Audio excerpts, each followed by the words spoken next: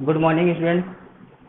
आज हम लोग फिजिक्स में नया चैप्टर स्टार्ट करेंगे एटॉमिक स्ट्रक्चर, जिसमें हमें पढ़ना है बोर्स हाइड्रोजन एटम के बारे में।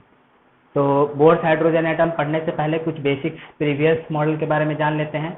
हालांकि उसको आपने बिल्कुल डिटेल में केमिस्ट्री में पढ़ा है, नीलेश सर ने आपको पढ़ाया भी है डिटेल में, तो उसको बस शॉर्ट में हम लोग डिस्कस करके बोर्ड्स पे जाएंगे। तो सबसे पहले क्या था, आप लोगों ने पढ़ा होगा कि डाल्टन ने क्या बताया कि जो एटम है वो सबसे स्मॉलेस्ट पार्टिकल है, उसको फर्दर डिवाइड नहीं कर सकते, है ना। लेकिन बाद में एक्सपेरिमेंट हुआ तो पता चला कि एटम के अंदर भी बहुत सारा चीज़ है। इलेक्ट्रॉन का खोज हुआ, न्यूट्रॉन का खोज हुआ, प्रोटॉन का खोज हुआ। तो यानी कि डाल्टन ने जो दिया था अपना, वो गलत था उनका एजम्पशन। तो उसके बाद डाल्टन के बाद फिर क्या हुआ, जे थॉमसन, उन्होंने एक्सपेरिमेंट किया। कैथोड रे ट्यूब एक्सपेरिमेंट आपने पढ़ा भी होगा केमिस्ट्री में काफ़ी डिटेल में। तो उन एक्सपेरिमेंट्स के थ्रू उन्होंने क्या बताया कि जो अपने पास एटम है, एटम में एक पॉजिटिव चार्ज होता है और नेगेटिव चार्ज होता है, और ये जो पॉजिटिव चार्ज है ये एक स्फीयर पे यूनिफॉर्मली डिस्ट्रीब्यूटेड होता है, और इलेक्ट्रॉन्स इसमें क्या होते हैं, ऐसे इम्बेडेड होते हैं। जस्ट लाइक ए वाटरमेलन, समझिए कि ये कोई वाटरमेलन है, वाटरमेलन की तरह, और उसमें ऐसे बीज इम्बेडेड होता है वाटरमेलन के सीड्स। जस्ट लाइक दैट उन्होंने वैसा ही मॉडल दिया, है ना, जे थॉमसन ने, कि जो पॉजिटिव चार्ज है वो एक स्फीयर पे यूनिफॉर्मली डिस्ट्रीब्यूटेड होता है, यानी कि जो भी पॉजिटिव चार्ज है वो पूरा का पूरा यूनिफॉर्मली डिस्ट्रीब्यूटेड रहेगा, और नेगेटिव चार्ज इसमें क्या रहता है, इम्बेडेड रहता है। इसी को प्लम फ्लडिंग मॉडल कहते हैं, है ना, प्लम फ्लडिंग मॉडल। उन्होंने ये प्लम फ्लडिंग मॉडल दिया था।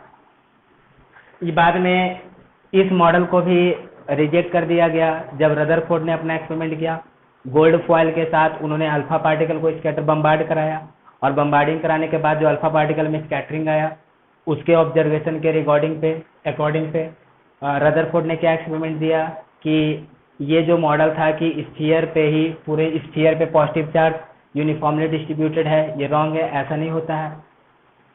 जो पॉजिटिव चार्ज है वो एक जगह पे कंसंट्रेटेड है और उसी को न्यूक्लियस बोला, और बाकी जो मेजॉरिटी पार्ट है वो सब का सब एम्प्टी है। और इलेक्ट्रॉन जो है इस तरीके से इम्बेडेड नहीं रहता है एटम में। इलेक्ट्रॉन क्या होता है कि न्यूक्लियस के चारों तरफ ऐसे मूव करता रहता है विद सम सेपरेशन, यानी कि न्यूक्लियस के चारों तरफ कुछ सेपरेशन पे इलेक्ट्रॉन क्या करता है, ऐसे मूव करता है। ये रदरफोर्ड का एक्सपेरिमेंट था, तो उसके अकॉर्डिंग फिर जे थॉमसन का मॉडल फेल हो गया, है ना। तो रदरफोर्ड के अपने मॉडल में भी उन्होंने बताया कि क्या, कि उन्होंने बताया कि पॉजिटिव चार्ज है जो कि न्यूक्लियस पे है, और पूरा का पूरा मास जो रहता है, पूरा का पूरा मास अप्रोक्सीमेटली न्यूक्लियस पे ही है। इलेक्ट्रॉन के पास ज़्यादा मास नहीं है, यानी electron is about 2000 times smaller than, 2000 times smaller than है लगभग वो मास से। फिर वहां से उस मॉडल को भी रिजेक्ट कर दिया गया। क्यों रिजेक्ट कर दिया गया, क्योंकि रदरफोर्ड के मॉडल में खास दो डिमेरिट था। पहला डिमेरिट ये था कि रदरफोर्ड ने बताया कि जो इलेक्ट्रॉन है, इलेक्ट्रॉन न्यूक्लियस के चारों तरफ कुछ सेपरेशन पे ऐसा गोल गोल घूमता रहता है ना। तो यानी कि अगर हमने ऐसे न्यूक्लियस में पॉजिटिव चार्ज ले लिया और इलेक्ट्रॉन को ऐसे इसके चारों तरफ हम लोग ऐसे रिवॉल्व कराएंगे, तो इलेक्ट्रॉन क्या होगा, एक्सेलरेटेड मोशन में आ जाएगा, ठीक है। तो इलेक्ट्रॉन जब एक्सेलरेटेड मोशन में आ जाएगा तो मैक्सवेल के अकॉर्डिंग, जो मैक्सवेल का इलेक्ट्रोमैग्नेटिक का लॉ है उसके अकॉर्डिंग, कि जब कभी भी कोई चार्ज एक्सेलरेट करता है, यानी any accelerating charge radiates energy in the form of electromagnetic wave। Electromagnetic wave के फॉर्म में कोई भी चार्ज जब एक्सेलरेट करेगा तो एनर्जी रेडिएट करता है। तो जो रदरफोर्ड ने अपना मॉडल दिया कि एक न्यूक्लियस होगा जहां पे पूरे के पूरे पॉजिटिव चार्ज कंसंट्रेटेड है, और इलेक्ट्रॉन न्यूक्लियस के चारों तरफ घूमेगा।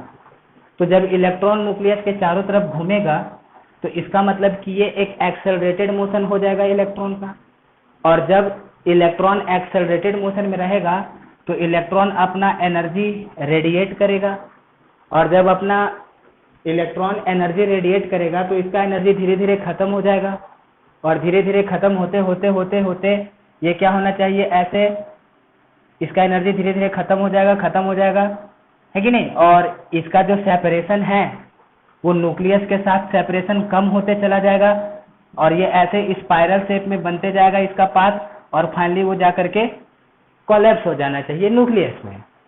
रदरफोर्ड का जो मॉडल था कि जो इलेक्ट्रॉन है, इलेक्ट्रॉन न्यूक्लियस के चारों तरफ कुछ सेपरेशन पे ऐसे घूमता है। तो मैक्सवेल क्या कहता है, मैक्सवेल का थ्योरी इलेक्ट्रोमैग्नेटिक रे का, इलेक्ट्रोमैग्नेटिक वेव्स का, कि कोई भी चार्ज अगर एक्सेलरेट हो रहा है तो वो इलेक्ट्रोमैग्नेटिक रेडिएशन के थ्रू एनर्जी इमिट करेगा। तो इलेक्ट्रॉन यहाँ पे नेगेटिव चार्ज है, ये ऐसे जब गोल गोल घूमेगा तो एक्सेलरेटेड मोशन में आएगा ये, और एक्सेलरेटेड मोशन में आएगा तो एनर्जी रेडिएट करेगा। तो एनर्जी रेडिएट करेगा तो इसका फिर क्या होगा, धीरे धीरे इसका सेपरेशन कम होते चला जाएगा, यानी एनर्जी लूज करेगा। एनर्जी लूज करेगा तो ये न्यूक्लियस के नजदीक आते चला जाएगा, और जब न्यूक्लियस के नजदीक आते हुए चला जाएगा फिर क्या होगा, धीरे धीरे इसको कोलैप्स हो जाना चाहिए। तो इसका मतलब ऐसा तो होता नहीं है, तो इसका मतलब कि इस मॉडल में कुछ तो प्रॉब्लम है। तो ये पहला था डिमेरिट रदरफोर्ड का, कि he was not able to explain the stability of the atom, यानी कि पहला उन्होंने स्टेबिलिटी ऑफ एटम को वो डिफाइन नहीं कर पाए अपने मॉडल के थ्रू। हालांकि हम लोग क्या जानते हैं कि इलेक्ट्रॉन ऐसे गोल गोल घूमता है लेकिन वो जाकर के न्यूक्लियस में नहीं गिरता है, लेकिन रदरफोर्ड वो इस चीज को वो एक्सप्लेन नहीं कर पाए। तो ये उनका पहला डिमेरिट हो गया। दूसरा डिमेरिट हो गया कि वो लाइन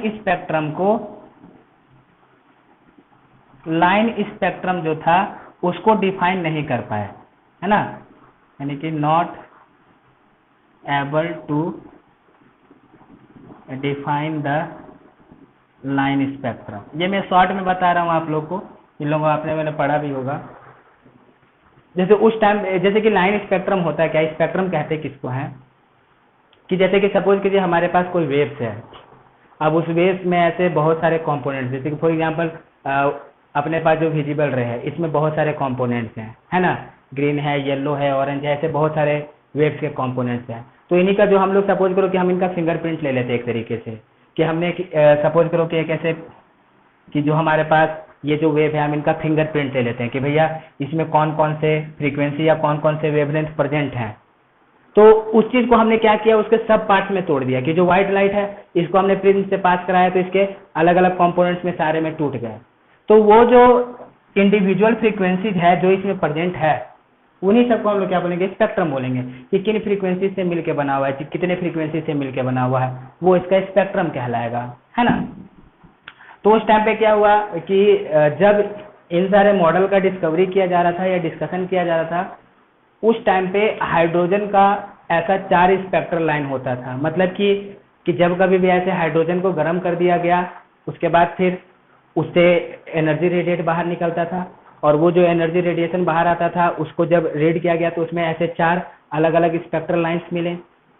तो क्या हुआ कि जो रदरफोर्ड ने अपना मॉडल दिया तो उस मॉडल में उन्होंने क्या हुआ कि वो स्पेक्ट्रल लाइंस को डिस्कस नहीं कर पाए। ठीक, तो ये एक उसका डिमेरिट था। एक और तीसरा ये भी इसका डिमेरिट ले सकते हैं कि वो जो अपना मॉडल दिए उसमें उन्होंने इलेक्ट्रॉन का कितना एनर्जी होगा, क्या होगा, इस चीज को भी नहीं डिफाइन कर पाए, है ना। कि बस उन्होंने क्या बोला था कि इलेक्ट्रॉन जो है ऐसे न्यूक्लियस के चारों तरफ घूमता है गोल गोल, और पॉजिटिव चार्ज क्या है, न्यूक्लियस पे कंसंट्रेटेड है, बाकी मेजॉरिटी स्पेस क्या है, एम्प्टी है, इतना बताया। लेकिन स्टेबिलिटी ऑफ एटम और जो स्पेक्ट्रल लाइंस ऑब्जर्व किया गया था हाइड्रोजन एटम का, उस चीज को नहीं डिफाइन कर पाए। तो इस वजह से इसको भी क्या कर दिया गया, रिजेक्ट कर दिया गया। तो इसमें जो डिमेरिट्स थे रदरफोर्ड मॉडल में, उसको नील्स बोर ने दूर किया। तो नील्स बोर ने कुछ एजम्पशंस लिया जिसको नील्स बोर के पोस्टुलेट भी कहते हैं, और उसके अकॉर्डिंग उन्होंने अपना हाइड्रोजन का मॉडल बताया कि हाइड्रोजन एटम होता क्या है। तो अभी हम लोग क्या करेंगे, नील्स बोर के वही पोस्टुलेट्स को हम लोग आगे डिस्कस करेंगे। तो ये जो आपका डाल्टन का, जे थॉमसन का और रदरफोर्ड का जो मॉडल है, इससे थ्योरेटिकल क्वेश्चंस आते हैं ओनली शॉर्ट में, और वो थ्योरेटिकल क्वेश्चंस आप लोग केमिस्ट्री में ऑलरेडी बहुत डिटेल में पढ़ चुके हो, तो उसको हम लोग ज़्यादा डिस्कस नहीं करेंगे। ठीक, तो अभी हम लोग स्टार्ट कर देते हैं अपना बोर्ड मॉडल।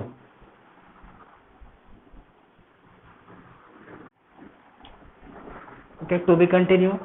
तो बोर्स ने क्या पॉस्टुलेट्स दिए हाइड्रोजन एटम से रिलेटेड, उसके मेन 3 इंपॉर्टेंट पॉस्टुलेट्स है, यहाँ पे है, मैं इसको पढ़ करके आपको समझाता हूँ। पहला पॉस्टुलेट दिया था कि इलेक्ट्रॉन जो है, electron revolve around the nucleus in some fix orbit, कि इलेक्ट्रॉन एक फिक्स ऑर्बिट में ही ऐसे न्यूक्लियस के चारों तरफ घूम सकता है। रदरफोर्ड के अकॉर्डिंग उन्होंने क्या बोल दिया था कि न्यूक्लियस से कुछ सेपरेशन पे इलेक्ट्रॉन्स रिवॉल्व करेगा, लेकिन कितने सेपरेशन पे रिवॉल्व करेगा, कितना डिस्टेंस होगा न्यूक्लियस से, ये यहाँ पे डिफाइन नहीं किया हुआ था रदरफोर्ड मॉडल में। लेकिन नील्स बोर ने उस चीज को क्या कर दिया, क्वांटाइज कर दिया कि इलेक्ट्रॉन न्यूक्लियस से एक फिक्स डिस्टेंस पे सर्कुलर पाथ में ऐसे रिवॉल्व करेगा न्यूक्लियस के अराउंड, लेकिन वो डिस्टेंस क्या होगा वो भी क्वांटाइज है, एक फिक्स ऑर्बिट में ही घूम सकता है। ऐसा नहीं कि न्यूक्लियस से किसी भी डिस्टेंस पे इलेक्ट्रॉन उसके चारों तरफ घूमने लगेगा, एक फिक्स पर्टिकुलर ऑर्बिट्स में ही एक पर्टिकुलर डिस्टेंस पे ही इलेक्ट्रॉन रहेगा और उसके चारों तरफ घूमेगा। ये उसका फर्स्ट लॉ है, electrons revolve around the nucleus in some fixed orbit, कोई फिक्स ऑर्बिट में ही घूम सकता है ना। Provided by electrostatic and required centripetal force is provided by electrostatic force, यानी कि जब इलेक्ट्रॉन न्यूक्लियस के चारों तरफ ऐसे सर्कल में घूमेगा, मतलब कि एक न्यूक्लियस है और एक फिक्स ऑर्बिट में ही इलेक्ट्रॉन्स न्यूक्लियस के चारों तरफ घूम सकता है। और रदरफोर्ड मॉडल में ऐसा कोई फिक्स ऑर्बिट का डिस्कशन ही नहीं था, तो उन्होंने क्या बोल दिया था कि कुछ सेपरेशन पे घूमता है, कितने सेपरेशन पे घूमता है, क्या घूमता है, वहां पे उन्होंने इसके बारे में डिस्कस नहीं किया। लेकिन नील्स बोर ने उस चीज को क्वांटाइज कर दिया कि एक फिक्स डिस्टेंस पे रहेगा। तो इलेक्ट्रॉन क्या होगा, ऐसे फिक्स ऑर्बिट में घूमेगा, है कि नहीं। फर्स्ट ऑर्बिट इसको मान लेंगे, इसको सेकंड, इसको थर्ड, ऐसे और भी बहुत सारे ऑर्बिट हो सकते हैं।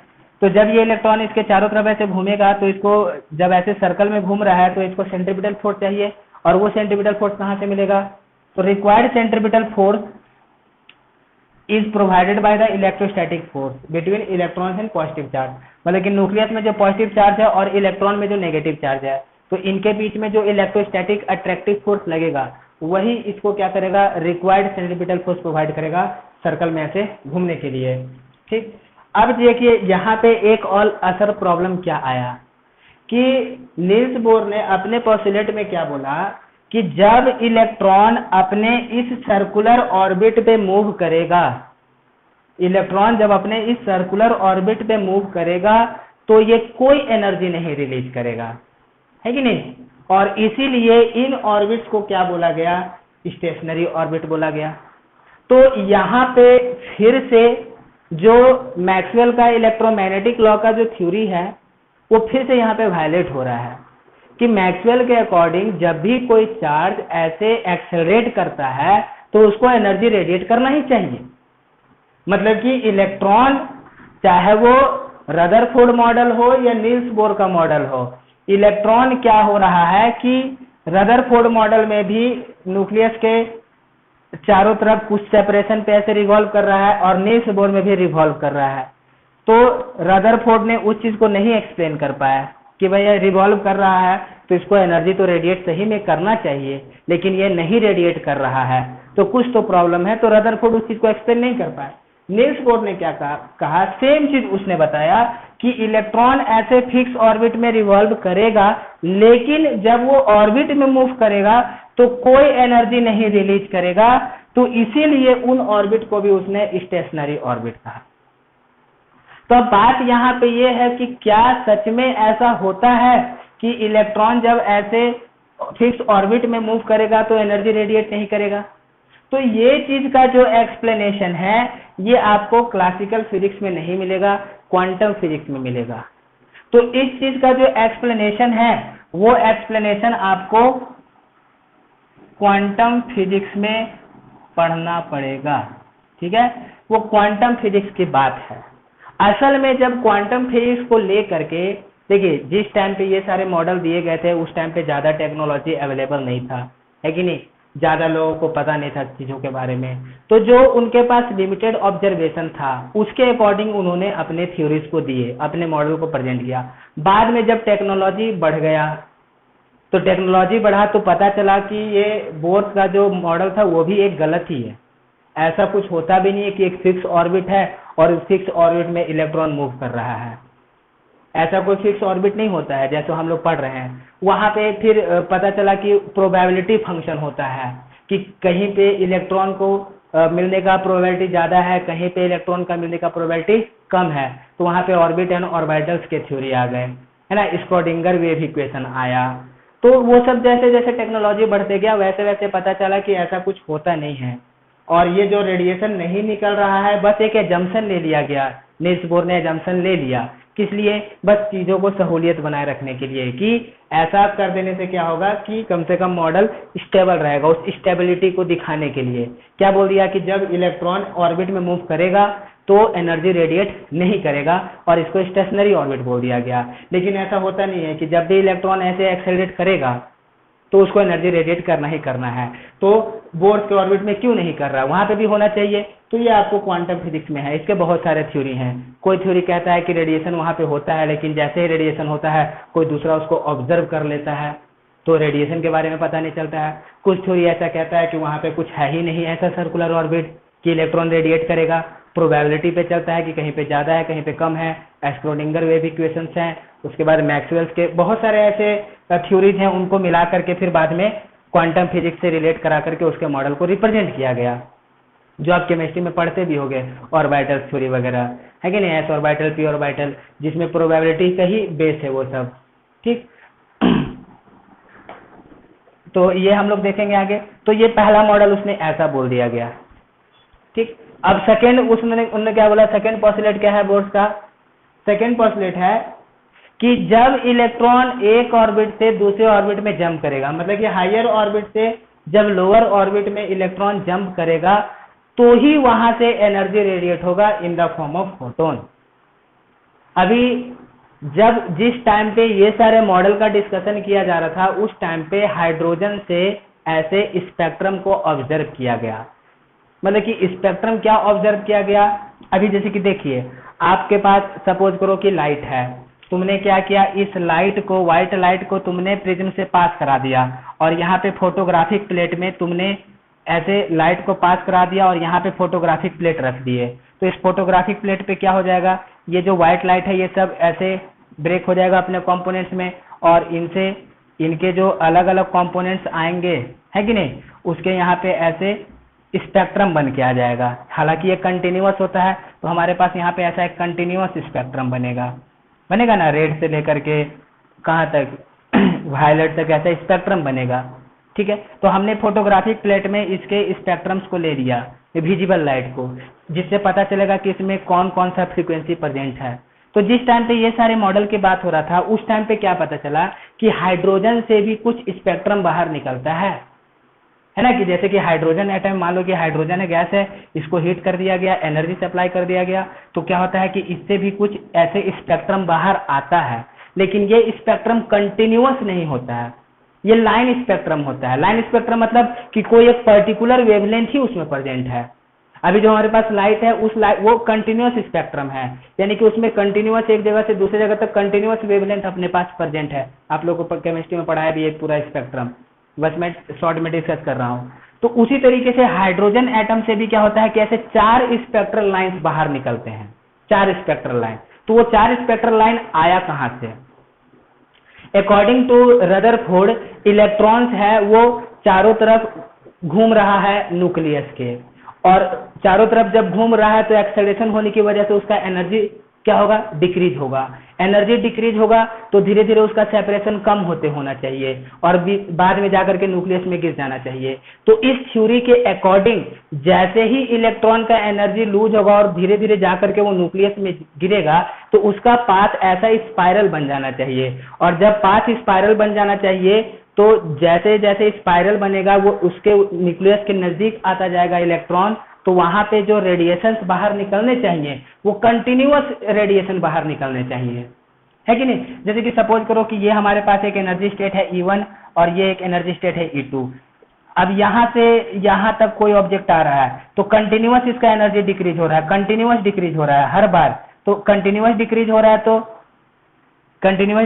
इसको कंटिन्यूअस हर बार एनर्जी रेडिएट करना चाहिए, है ना। लेकिन ऐसा होता नहीं है, वहां पे एक डिस्क्रीट है, 4 स्पेक्ट्रल लाइंस मिलते थे, तो उस चीज को रदरफोर्ड एक्सप्लेन नहीं कर पाया। तो फिर नील्स बोर ने क्या किया, उस चीज को कैसे एक्सप्लेन किया कि जब सर्कल में रहेगा तो कोई एनर्जी रेडिएट नहीं करेगा, इसलिए उसको स्टेशनरी ऑर्बिट बोल दिया। हालांकि ये भी वायलेट करता है इलेक्ट्रोमैग्नेटिक लॉस को, है ना।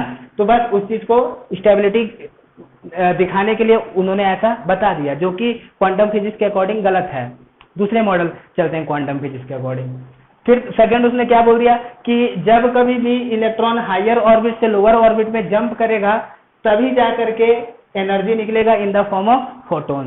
तो इस एजम्पशन के अकॉर्डिंग जो हाइड्रोजन के 4 स्पेक्ट्रल लाइंस थे उस चीज को प्रूफ कर दिया गया।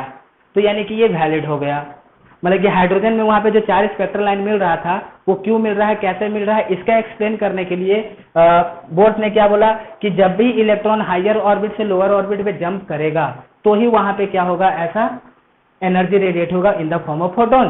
तो इसके अकॉर्डिंग जो हाइड्रोजन का स्पेक्ट्रम था उस चीज को डिफाइन कर दिया गया। तो यानी कि ये कंसिस्टेंट हो गया, उसके अकॉर्डिंग जो ऑब्जर्वेशन था उस ऑब्जर्वेशन के अकॉर्डिंग ये थ्योरी कंसिस्टेंट पाया गया। ठीक। और तीसरा थ्योरी उसने क्या बोला कि ये जो फिक्स ऑर्बिट है, जिस फिक्स ऑर्बिट में इलेक्ट्रॉन्स मूव करेगा, तो only those orbits are possible in which angular momentum of electron is integral multiple of h/2π। यानी कि वैसे ही ऑर्बिट पॉसिबल हैं जिसमें इलेक्ट्रॉन का एंगुलर मोमेंटम किसके बराबर होगा, इंटीग्रल मल्टीपल ऑफ h/2π। अब जरा देखिए कि सपोज करो कि हम एक सर्कुलर ऑर्बिट ले लेते हैं। मान लीजिए हमारे पास सर्कल है और ये कोई मास m है और सपोज करो कि इसका वेलोसिटी v है। तो अभी इस ऑब्जेक्ट का सेंटर के अबाउट कितना हो जाएगा, एंगुलर मोमेंटम कितना होगा, mvr। ये हो जाएगा इसका एंगुलर मोमेंटम का वैल्यू। ठीक है ना। हम लोगों ने एंगुलर मोमेंटम कितना पढ़ा है, L इज इक्वल टू कितना, r क्रॉस p। ये होता है ना angular momentum r cross p, जिसमें p क्या होता है, p is equal to mv linear momentum. तो angular momentum r cross p होता है वेक्टर के फॉर्म में। और अगर हम लोग इसका मैग्नीट्यूड लिखने के लिए जाए तो कितना आ जाएगा magnitude, L is equal to r p into कितना, sine theta. Theta is the angle between r vector and p vector. r vector कौन सा, जिसके अबाउट हम लोग एंगुलर मोमेंटम निकाल रहे हैं। जैसे कि देखिए कि मान लीजिए यहाँ पे कोई मास है, इसका वेलोसिटी v है, ये इधर जा रहा है, हम लोग को इसका एंगुलर मोमेंटम निकालना है इसके अबाउट। तो हम यहाँ से एक वेक्टर ड्रॉ करेंगे, उसी पोजीशन वेक्टर को r बोला जाता है। तो ये एंगुलर मोमेंटम निकाला जाता है। तो मैग्नीट्यूड कितना आ जाएगा, r into P sine theta, यानी r m v कितना, साइन थीटा। इसमें थीटा क्या होता है, angle between r vector and v vector. तो सर्कुलर मोशन में जरा देखिए कि ये सेंटर है, यहाँ तक मान लीजिए रेडियस है, तो ये रेडियस है, इधर वेलोसिटी है, तो दोनों के बीच में एंगल कितना आ जाएगा, 90 डिग्री आ जाएगा। तो साइन 90 कितना हो जाएगा, 1। तो यानी कि सेंटर के अबाउट कितना एंगुलर मोमेंटम आएगा, mvr। तो उसी चीज का एक्सप्लेनेशन है इसमें कि according to Bohr only those orbit are possible in which angular momentum is equal to nh/2π। यानी कि ऐसे ही ऑर्बिट पॉसिबल हैं, जैसे कि r हो गया ऑर्बिट का रेडियस और v हो गया उस ऑर्बिट में वेलोसिटी। ऐसा ही ऑर्बिट पॉसिबल है जिसमें एंगुलर मोमेंटम nh/2π होगा। ठीक। मान लो कि फॉर द फर्स्ट ऑर्बिट, यानी कि फॉर फर्स्ट ऑर्बिट अगर कोई भी आएगा तो फर्स्ट ऑर्बिट में मान लो वेलोसिटी v1 आता है और मान लो रेडियस r1 है, तो कैसा लिखेंगे, mv1 r1 is equal to nh/2π, n बराबर 1 यानी इतना होना चाहिए। अब मान लो कि सेकेंड ऑर्बिट है, तो सेकेंड ऑर्बिट में मान लो वेलोसिटी v2 है और सेकेंड ऑर्बिट का रेडियस कितना है, r2 है, तो mv2 r2 कितना होना चाहिए, 2h/2π होना चाहिए सेकेंड ऑर्बिट में। तो इसका मतलब क्या हुआ कि इसके according only those orbit are possible in which angular momentum is integral multiple of nh/2π। यानी कि mass into velocity in nth orbit and radius of nth orbit should be equal to n into कितना, h/2π। यानी कि ये board का law है। तो उन्होंने क्या किया कि बस जो डिमेरिट था, जिस चीज को एक्सप्लेन नहीं किया जा रहा था, उस चीज को उसने एजम्पशन लेकर के, क्वांटाइजेशन लेकर के प्रूफ कर दिया कि ऐसा होता है ना, ताकि जो भी उस टाइम पे ऑब्जर्वेशन लिया गया था वो सब क्या हो जाए, थ्योरी से कंसिस्टेंट हो जाए। तो उस टाइम पे जो भी ऑब्जर्वेशन आया था एक्सपेरिमेंट के थ्रू, तो वो सब क्या हुआ, नील्स बोर के पोस्टुलेट्स के अकॉर्डिंग सारे कंसिस्टेंट हो गए। लेकिन जब बाद में उसको फर्दर स्टडी किया गया वहां पे क्वांटम फिजिक्स आया, तो पता चला कि ये सब भी कोई होता नहीं है, वो एक अलग ही सिस्टम है। क्वांटाइजेशन में, जिसमें इलेक्ट्रॉन्स वगैरह ऐसे किसी फिक्स ऑर्बिट में मूव नहीं करता रहता है, प्रोबेबिलिटी होता है कहीं पे पाने का ज़्यादा कहीं पे कम, तो वहाँ से ऑर्बिटल्स के थ्योरी आ गए, है ना। उसके बाद वहाँ पे स्क्रोडिंगर वेव इक्वेशन आया, उस चीज़ को सॉल्व किया गया। तो हमें बस इसके बारे में पढ़ना है और इससे रिलेटेड न्यूमेरिकल्स करना है।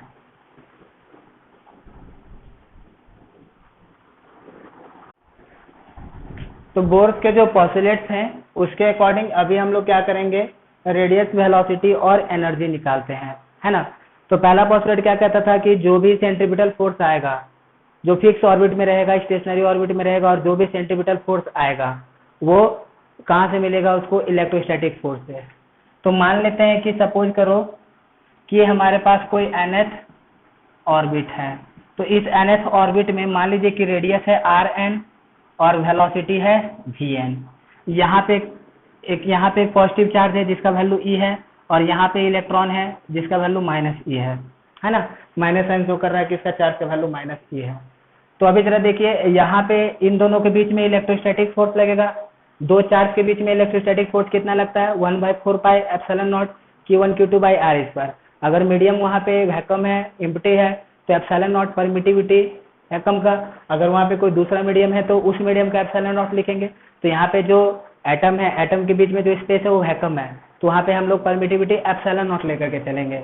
तो इन दोनों के बीच में कितना फोर्स लग जाएगा, 1/4πε0 E × E r²। यहाँ पे देखिए इसका वैल्यू प्लस में, इसका वैल्यू माइनस में है, तो जो फोर्स आएगा वो नेगेटिव में आएगा। तो नेगेटिव में फोर्स आएगा मतलब कि इधर आएगा, है ना। फोर्स नेगेटिव में आ रहा है मतलब डायरेक्शन बता रहा है ना, तो डायरेक्शन इधर बता रहा है, यानी कि सेंटर की तरफ। और जो सेंटर की तरफ फोर्स होता है वही क्या होता है, सेंट्रीपिटल फोर्स होता है। तो यहाँ से हम लोग कैसा लिख देंगे कि 1/4πε0 × E² कितना rn²। This is equal to, यही सेंट्रीपिटल फोर्स है, mvn² कितना rn।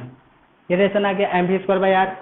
तो यहाँ से क्या रिलेशन आया कट करके, मान लो एक rn और एक r, हम इसको काट देते हैं, यानी कि 1/4πε0 E²/rn, this is equal to mvn²। ठीक, ये हमारे पास एक रिलेशन आ गया। और थर्ड लॉ क्या कहता है इसका, पोस्टुलेट्स का, कि only those orbit are possible in which angular momentum is equal to nh कितना 2π।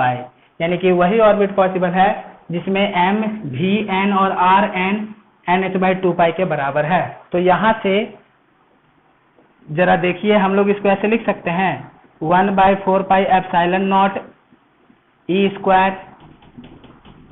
E² 4πε0 is equal to E² 4π, इधर से m vn rn into vn, हमने ऐसे लिख दिया, है ना। ये vn² को vn लिख दिए, ये rn इधर से मल्टीप्लाई, एक vn बाहर लिख दिए।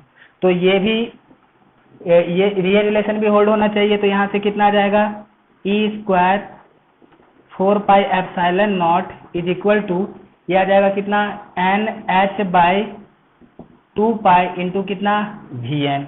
तो यहाँ से ये पाई से पाई कैंसल, ओके, और ये 2 2 जा 4 हो जाएगा। तो देयरफॉर हम लोग कितना लिखेंगे, E²/2ε0 is equal to nh कितना vn। तो देयरफॉर vn का वैल्यू कितना आ जाएगा, 1/n E² अपॉन कितना 2ε0h, यानी कि ये वेलोसिटी आ गया किसी भी nth ऑर्बिट में। अब जरा ध्यान दो यहाँ पे कि ये जो किसी भी ऑर्बिट में रहेगा इलेक्ट्रॉन, तो E²/2ε, ये तो चेंज नहीं होगा। फर्स्ट ऑर्बिट में रहे, सेकेंड ऑर्बिट में, किसी भी ऑर्बिट में रहे, ये तो चेंज नहीं होगा, है कि नहीं। क्या केवल क्या चेंज होगा, n चेंज होगा। तो यानी कि ये कांस्टेंट पार्ट है, हर जगह पे किसी भी ऑर्बिट में रहेगा तो ये पार्ट कांस्टेंट रहेगा, केवल यही वेरिएबल है ना। तो देयरफॉर हम लोग को क्या मिल गया, vn is proportional to 1/n। यानी कि किसी भी ऑर्बिट में अगर हम लोग को वेलोसिटी निकालना है तो डायरेक्टली प्रोपोर्शनल टू 1/n से हम लोग निकाल सकते हैं। तो देयरफॉर हम लोग यहाँ से vn/vm अगर जरूरत पड़ेगा तो कैसे लिख देंगे हम लोग, m/n ऐसा लिख देंगे। तो ये हमारे पास एक रिलेशन आ गया, इसको लिख लेते हैं, vn is equal to 1/n into E² कितना आ जाएगा, 2ε0h। ये आ गया हम लोग को वेलोसिटी किसी भी ऑर्बिट में vn nth ऑर्बिट में चलेगा। अब इसी चीज को हम लोग यूज करके क्या करेंगे, rn निकाल देते। तो यहां से जरा देखिए इस रिलेशन से rn कितना आ रहा है, n into h by 2 pi into कितना m इंटू vn, यही ना। तो हम लोग यहाँ से vn लिख देते हैं जरा, ये आ जाएगा n, ये n है, n इंटू h 2 पाई m, vn का वैल्यू कितना है 1 बाई n अपॉन कितना e square by 2 epsilon naught h। ठीक, ये जब ऊपर जाएगा तो कैसा हो जाएगा, देखो ये n भी ऊपर जाएगा, इसके साथ हो जाएगा n स्क्वायर, ये एप्सिलॉन नॉट ऊपर जाएगा तो 2 एप्सिलॉन नॉट h स्क्वायर आ गया, है ना। और इधर से कितना आ जाएगा, ये आ जाएगा 2 पाई m e स्क्वायर, ये कितना आ जाएगा rn आ गया। ठीक है, अब यहाँ पे सिंप्लीफाई करेंगे तो ये 2 से 2 कैंसिल, तो देयरफॉर rn का वैल्यू कितना रहा, rn is equal to n square epsilon naught h square pi m e square, ये आ गया rn का value, n square equal to epsilon naught h square pi m e square. ठीक है, तो अब यहाँ से क्या पता चल रहा है कि अगर ये किसी भी ऑर्बिट में रहेगा, किसी भी ऑर्बिट में रहेगा, first orbit, second orbit, third orbit, किसी भी ऑर्बिट में रहेगा तो ये वाला पार्ट तो कांस्टेंट रहेगा, epsilon naught h square pi m e square, ये पार्ट तो चेंज नहीं होगा, केवल यही पार्ट चेंज होगा ना। तो यानी कि यहाँ से क्या पता चल रहा है, therefore rn is proportional to कितना n स्क्वायर, मतलब कि बाकी सब पार्ट कांस्टेंट है, वो n स्क्वायर के प्रोपोर्शनल होगा। तो यहाँ से देयरफॉर हम लोग ऐसे rn बाई rm, मान लो nth orbit by mth orbit, कैसा लिखेंगे हम लोग, n square by m square लिख देंगे। और हम लोग को खास करके ना यही चीज याद रखना होता है, किसके प्रोपोर्शनल है, तो ये n स्क्वायर आ गया, rn आ गया, चलेगा। तो जैसे जैसे हम लोग ऑर्बिट चेंज करेंगे वैसे वैसे क्या होगा, ये सब कांस्टेंट, केवल n का वैल्यू चेंज होगा। तो पहला वाला कितना हो जाएगा, पहला ऑर्बिट n का वैल्यू 1 लिखेंगे, दूसरा ऑर्बिट कितना, n का वैल्यू 2 लिखेंगे, तो यहाँ से हमारे पास एक रिलेशन आ जाएगा। तो rn का वैल्यू कितना आ गया अपने पास, this is equal to n square epsilon naught h square pi m e square, ये आ गया किसका वैल्यू, rn का वैल्यू हो गया nth ऑर्बिट का। ठीक, अब जरा हम लोग क्या करते हैं, इसमें एनर्जी निकाल लेते हैं।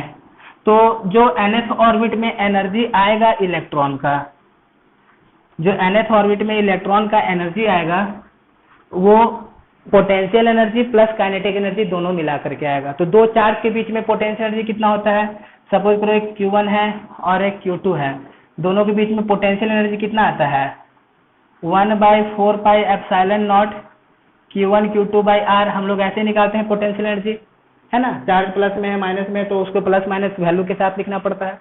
तो अगर हमने इसी ऑर्बिट में लेंगे कि सपोज करो हमारे पास ये ऑर्बिट है, nth ऑर्बिट है, ये Rn आ गया, ये Vn आ गया, ये nth ऑर्बिट हमने ले लिया। तो इस nth ऑर्बिट में इसके पास है चार्ज माइनस ही, इसके पास है E, है ना, मास है m। तो यहाँ पे पोटेंशियल एनर्जी कितना हो गया, पोटेंशियल एनर्जी बराबर हो जाएगा 1/4 pi epsilon naught E into minus E upon कितना Rn, यानी 1/4 pi epsilon naught minus E square by Rn। Rn का वैल्यू कितना है, this is equal to 1/n, this is equal to 1/n,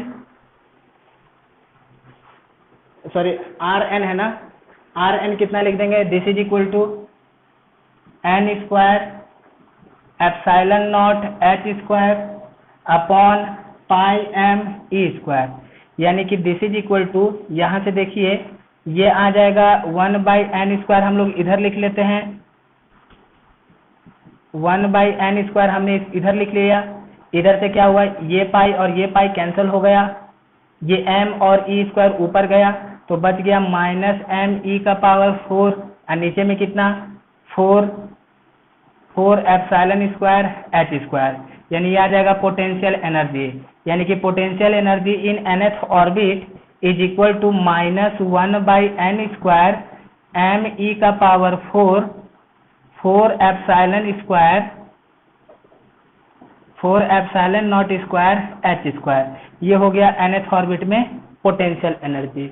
अब यहाँ पे देखिए हम लोग nth ऑर्बिट में काइनेटिक एनर्जी निकालते हैं, तो काइनेटिक एनर्जी कितना हो जाएगा, हाफ m vn स्क्वायर, यानी this is equal to half m vn square कितना आ जाएगा, यहाँ से सॉल्व करेंगे तो this is equal to 1/n square e का power 4 epsilon naught square H square, यानी कितना आता है ये आ जाएगा यहाँ से 1/2, या इसको ऐसे लिखते हैं 1/2 n स्क्वायर m e का power 4 epsilon naught square H square, ये कितना आ गया, काइनेटिक एनर्जी। अब एक चीज गौर करो कि पोटेंशियल एनर्जी का वैल्यू आया माइनस में, पोटेंशियल एनर्जी का वैल्यू माइनस में आया और काइनेटिक एनर्जी का वैल्यू प्लस में आया, लेकिन ये जो काइनेटिक एनर्जी है इसके जो वैल्यू है माइनस में, इसका माइनस में है उसका प्लस में, तो यानी कि इसको प्लस में करके इसके आधा से कर दो तो क्या हो जाएगा, ये काइनेटिक एनर्जी हो जाएगा। तो इसका मतलब हम लोग क्या पता चल रहा है कि kinetic energy is equal to half of potential energy, कि पोटेंशियल एनर्जी का जो आया उसका केवल वैल्यू ले लिया प्लस में, उसको हाफ से कर दिया तो ये हमारे पास कितना आ जाता है, काइनेटिक एनर्जी आ जाता है। चलेगा, तो ये पोटेंशियल एनर्जी निकल गया, काइनेटिक एनर्जी निकल गया, तो टोटल एनर्जी कितना आ जाएगा, टोटल एनर्जी बराबर बताइए कितना, दिस इज पीई प्लस कितना के, तो जब पीई प्लस के करेंगे तो देखिए -1/n स्क्वायर है, ये प्लस है, तो जब हम लोग इसको सॉल्व करेंगे तो कितना आ जाएगा, ये आ जाएगा -1/2 n स्क्वायर m e का power 4 epsilon naught square H square, यानी आ जाएगा टोटल एनर्जी, यानी ये टोटल एनर्जी आ गई अपने पास यहाँ से। तो अब ये जो टोटल एनर्जी आया है इसको हम लोग ऐसे भी लिख सकते हैं कि energy in nth orbit is -1/n square, कितना, ये total energy -1/n square 1/1 m e का power 4 8 epsilon naught square H square, ये एनर्जी आ गया किसमें, nth ऑर्बिट में आ गया। तो अब जरा देखो कि जो टोटल एनर्जी आया इलेक्ट्रॉन का nth ऑर्बिट में वो कैसा आया, माइनस में आया। तो अगर किसी ऑब्जेक्ट का टोटल एनर्जी माइनस में आता है तो समझिए कि वो सिस्टम के साथ बाइंडेड है। अगर मान लो कि हमने इसका एनर्जी निकाला, इसका एनर्जी आ गया माइनस में, तो इसका मतलब यही सिस्टम के साथ बाइंडेड है, ये छोड़ करके नहीं जा सकता। अगर इसको छोड़ करके जाना होगा, सिस्टम से बाहर जाना होगा, तो उसको उतना एनर्जी देना पड़ेगा। तो जब माइनस में है एनर्जी तो समझिए वो बाइंडेड है। तो बाइंडिंग एनर्जी कितना होता है, टोटल एनर्जी निकालेंगे, टोटल एनर्जी निकाला और वो टोटल एनर्जी नेगेटिव में आ गया, तो बाइंडिंग एनर्जी कितना हो जाएगा, उसी का जब हम लोग पॉजिटिव के बराबर ले लेंगे तो दैट विल बी कितना, इक्वल टू बाइंडिंग एनर्जी। तो किसी भी nth ऑर्बिट में बाइंडिंग एनर्जी कितना है, इसका प्लस वाला पार्ट, और टोटल एनर्जी कितना है, माइनस वाला पार्ट, इतना ध्यान में रखना है। अब एक चीज जरा गौर करो कि यहाँ पे जो टोटल एनर्जी आया वो ऐसा आया और काइनेटिक एनर्जी ऐसा आया, मतलब कि जो टोटल एनर्जी है वो टोटल काइनेटिक एनर्जी के बराबर ही है, लेकिन ये बस किसमें है, माइनस में है। तो देयरफॉर हम लोग ऐसा बोल सकते हैं ना कि Ne is equal to -ke, कि जो टोटल एनर्जी होगा वो काइनेटिक एनर्जी का केवल माइनस से मल्टीप्लाई कर दो तो क्या हो जाएगा, वो टोटल एनर्जी के बराबर में आ जाएगा। तो ये हमारे पास कुछ ऐसा रिलेशन है टोटल एनर्जी का, काइनेटिक एनर्जी का, रेडियस का और वेलोसिटी का। नेक्स्ट लेक्चर में हम लोग इससे रिलेटेड न्यूमेरिकल्स करेंगे।